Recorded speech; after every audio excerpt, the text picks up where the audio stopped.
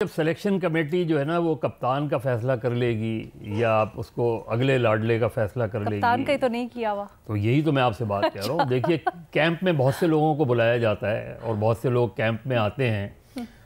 खिलाड़ी तो 12 ही सेलेक्ट करने होते हैं और कप्तान एक ही को बनाना होता है। तो असल में सारा मसला जो है वो ये है कि सिलेक्शन कमेटी क्या सोच रही है और सिलेक्शन कमेटी का अगला सिलेक्टेड कौन है। जब ये फैसला हो जाएगा तो आपको कहीं से ज़ोर की आवाज़ें होंगी, कहीं से हल्की आवाज़ें होंगी, फिर सब टीम में शामिल होने की कोशिश करेंगे। चलो कैप्टन सेलेक्ट नहीं हुए तो टीम का हिस्सा बन जाएं कम से कम। ये जो कल सेनेट में हुआ ये क्या था? अगर आप थोड़ी सी तहकीक करें तो आपको पता चलेगा कि बहुत से सेनेटर्स को ख़ास तौर पे बलूचिस्तान से बुलाया गया था। ये अचानक अनयूजुअल सा सेशन क्यों हुआ? ये सेशन नॉर्मली फ्राइडे को जो सेनेट का सेशन होता है वो तो जुमे की नमाज से पहले ही ख़त्म हो जाता है और उसके बाद नहीं होता। तो ये गैर मामूली चीज़ क्यों हुई है? और इसकी तहकीक भी होनी चाहिए। मेरा ख्याल है जो वहाँ इस्लामाबाद में सहाफ़ी हैं उनको मालूम करना चाहिए। ये मीर साहब ने भी कुछ स्टोरीज बताई हैं। हमारी नुमाइंदा है नौशीन चेयरमैन सेनेट का चेयरमैन सेनेट का देखिए चेयरमैन सेनेट जिस तरह आए, जिस तरह अभी नहीं, जिस तरह वो सेनेट में आए, जिस तरह वो चेयरमैन बने, जिस तरह वो दोबारा चेयरमैन बने, तो ये सारी चीज़ें जो हैं ये बहुत ही अनयूजुअल्स हैं। क्यों? इसकी कोई क्या सिग्निफिकेंस थी? बज़ाहिर तो कोई सिग्निफिकेंस नहीं है इसकी। बज़ाहिर तो एक सेनेट क्या कौमी असम्बली भी रेजोल्यूशन पास कर ले तो उसकी क्या अहमियत है उस लिहाज से। इलेक्शन कमीशन ने एक डेट दी हुई है। कन्फ्यूजन और कन्फ्यूजन, ऐसा कन्फ्यूजन पैदा करो कि टेम्पो ना बने और इसी में इलेक्शन हो जाए।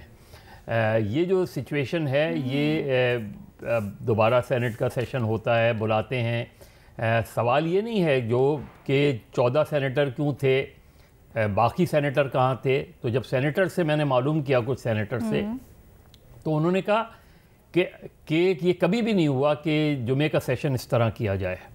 एक प्रैक्टिस चली आ रही है। जुमे का सेशन जो है सुबह होता है 9:30-10 बजे होता है, 1-1.5 घंटे के लिए होता है, 12 बजे तक, 12:30 तक, उसके बाद ख़त्म हो जाता है।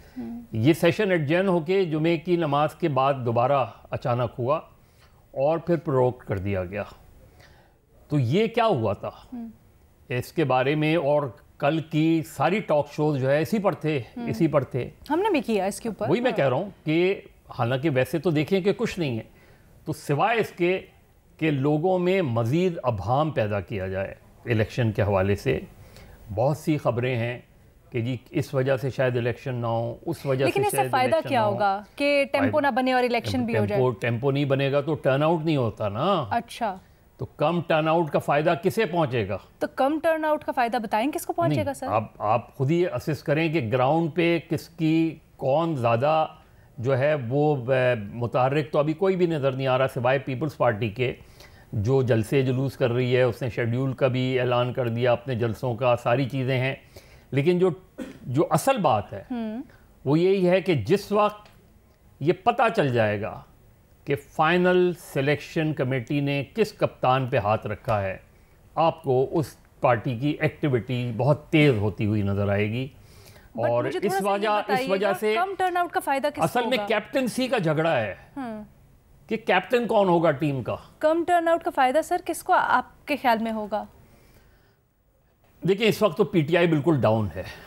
डाउन इस लिहाज से है, अब थोड़ा सा उन्हें वो मिला है कि उनके नॉमिनेशंस पेपर जो रिजेक्ट हुए थे वो काफ़ी लोगों के एक्सेप्ट हो गए हैं। अब उनका दूसरा मरहला होगा कि अगर उन्हें बल्ले का निशान मिल गया, अगर बल्ले का निशान मिल गया तो आपको पीटीआई की एक्टिविटीज़ में बहुत तेज़ी नज़र आएगी। वो एक तरह से टेस्ट भी करेंगे कि एडमिनिस्ट्रेशन और गवर्नमेंट के क्या वो है। दूसरे ये कि पीएमएलएन का सारा जो इस वक्त रुका हुआ है, कैंपेन रुकी हुई है, वो ये कि नवाज शरीफ का फाइनल डिसीजन क्या हो। जो पिछले चंद सालों में जो इस्तिलाएँ आई हैं उसका बड़ा क्रेडिट जो है वो जो है कप्तान को जाता है, इमरान खान को जाता है। आप सोच लें कप्तान की इस्तिला, सेलेक्टर्स की इस्तिला, एम्पायर की इस्तिला, विकेट के दोनों तरफ खेलने वाली इस्तिला, तो वो सारी इस्तिलाएँ जो कभी भी माजी में 2011 से पहले कभी भी सियासत में हमारे इस्तेमाल नहीं होती थी, वो अब इस्तेमाल हो रही हैं।